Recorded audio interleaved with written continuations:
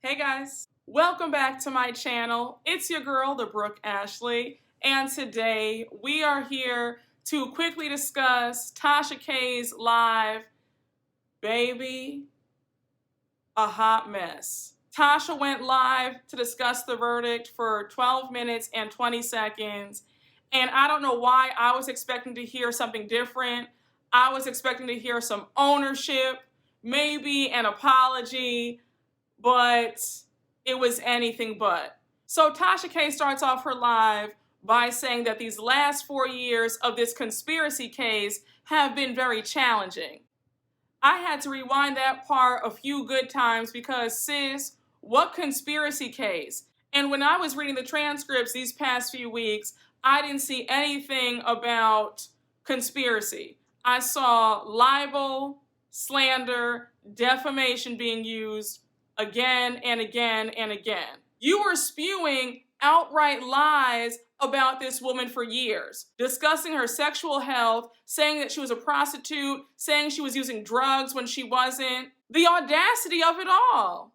Tasha, you forget that you yourself admitted on the stand that you had said these things knowing they were lies about CardiB. So now for you to twist your lips and say that this was a conspiracy, you're playing on everybody's intelligence. Then Tasha K goes on to say that this verdict was not a shock to her or her legal team and how they prepared for the worst. Well, obviously, they have you on video lying. They have you on video saying that you wanted to take Cardi down. They have you on video literally saying that you were going to wipe your ass with the cease and desist letters multiple times. So going into it, one could assume that the outcome was not going to be a positive outcome for Tasha K. I fell out when she went on to say that she called bluff on the big machine that was trying to bully her from not wavering from her personal beliefs. So now the courts are the big machine that she has to fight against. Are we really doing this? So let's dissect that for a minute. Because how is the machine trying to take you down when you started this whole mess first? You're the one who kept harassing CardiB. CardiB sent out several warnings. She sent you 3 cease and desist letters, and you continued lying on her with no shame, and you bragged about it constantly. And you thought that Cardi was bluffing about taking you to court in the first place. But now since you've lost and you have to pay up $4 million, now it's the big machine against little old you. As you can see, it's just Tasha K blaming everybody but herself for the outcome of this trial. She now continues in this live. We're about 3 to 4 minutes in, and she says that the corporate interest is to promote drug use, prostitution, and promiscuity. I said, since when is Tasha K the pillar of morality? But you want to sit up here and say that CardiB and the corporate interests are trying to promote a certain image of degeneracy, and that's the real reason why she won this case and why you lost. And the biggest thing with that statement is you don't have to watch, subscribe, or listen to CardiB's music or whoever else you feel promotes degeneracy and lewd content and promiscuity. And CardiB's music, like a lot of other artists' music, is meant for adults, not children. And it's not up to the artists to censor themselves because of other people's children. The parents are supposed to be making sure that they monitor what their kids watch and listen to. I also got a good laugh in when Tasha went on to say how this whole entire court case has made her out to look like a person that she's not, which is a malicious and angry woman. I definitely felt like she was laying it on thick. Her demeanor seemed very calculated, like she was doing her best to appear earnest, like the machine is coming against me. I'm just this black woman who's working hard and everybody's out to get me. Everybody's against me.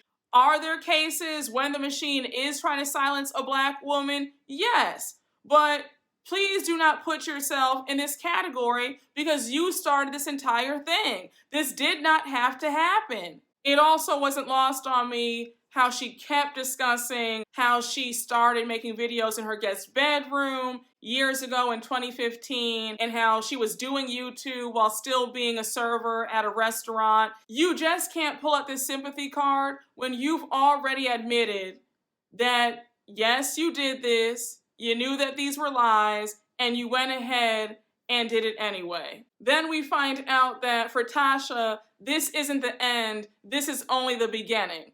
She goes on to say that the appeals process has already started and she is going to spend as many years as she can to fight this so that she can protect her First Amendment right to be able to voice her opinions. Yes, we all have freedom of speech, but when you use that freedom of speech to lie on people, then you have to suffer the consequences if they choose to pursue legal action. I think it's a true shame and a joke that now she wants to appeal this.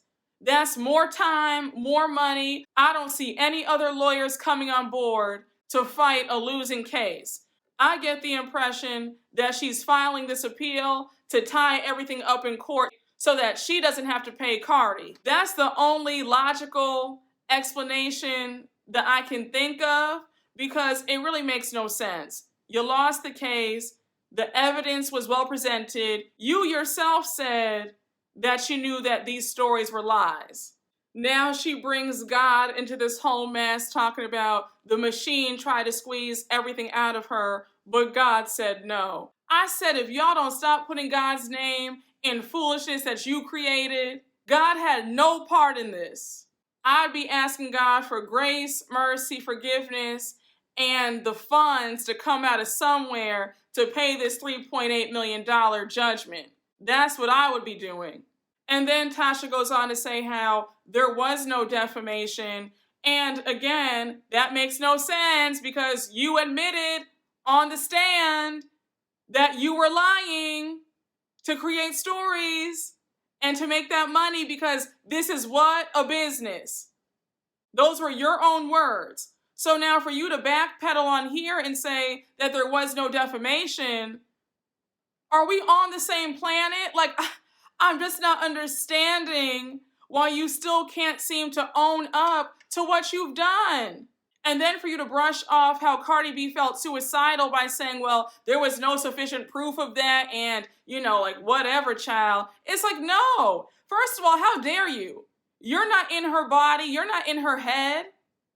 You can't tell another person how they felt. I think that a lot of people would have considered taking their own life or doing something awful if they were being harassed day in and day out and there were multiple videos about them saying that they had herpes and other STDs and were cheating on their husband and using drugs and whatever else you were saying. I think that would make anybody go off the deep end. I don't care how mentally strong you claim to be. That would send somebody over. If day in and day out, millions of people are watching somebody spew lies. I really found myself laughing at this live, y'all, because it was just foolishness from every direction, especially when she went on to say that CardiB Studios is a household name. I said, well, that's my first time hearing about it, but okay. Then we find out that Tasha K has taken down the videos, and she goes on to say that she did it in good faith and because she respects the courts. I found that to be very interesting because in my last video, I had told you all that the judge was going to have them come back to court in February to discuss the ruling about taking those videos down. So I just think that it's interesting that she went ahead and just took them down herself. I think that she's doing this to curry some favor with the courts since she now wants to appeal the verdict. Then she goes on to ask a few rhetorical questions about why does the federal government subpoena her for her videos if her content is fake news? And then she adds that state police departments also request to have her videos to use in cases, and how she's constantly quoted by worldwide media outlets, and that wouldn't be the case if she were fake news. The last few minutes of Tasha's live is her discussing that this trial was nothing more than sympathy and payola and to protect corporate interests, and how she is willing to take this all the way to the Supreme Court. For her to say payola, who was getting paid? Was she trying to insinuate that CardiB was paying somebody off? Like, I'm just confused. This was an open and shut case, period, point blank. Tasha K had no right going after Cardi the way that she did. Yes, you are allowed to have your opinion about things, but you do not have the right to go after somebody and to just tell lies. And let's break down the sympathy part. People do feel sorry for Cardi that she had to endure this for 4 years. But the live stream ends with Tasha letting everybody know that she has asked her lawyers to inform everybody about the appeals case and the GoFundMes and fundraisers that you've seen popping up to help Tasha K pay CardiB this judgment. Those are all scams, and she says that she doesn't need anybody's help and how she will never need a fundraiser, like she's got this. I don't know who told Tasha K that this live stream was a good idea. She should have either apologized on camera, owned up to what she did, or just stayed silent. You wanting us to view this as the big machine is after you, that's just not what it is. And had the trial gone your way, had Cardi lost, you'd be singing a completely different tune, and you know it. It would have been the courts made the right decision, the right person won today. You would have been gloating from now until the end of time. But now it's sour grapes because you've lost and you have to pay up. After this video, I do not see myself discussing this anymore, okay?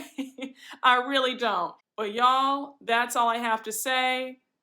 Thank you all for watching. And as always, please make sure to like, comment, and subscribe. And I will see you all later.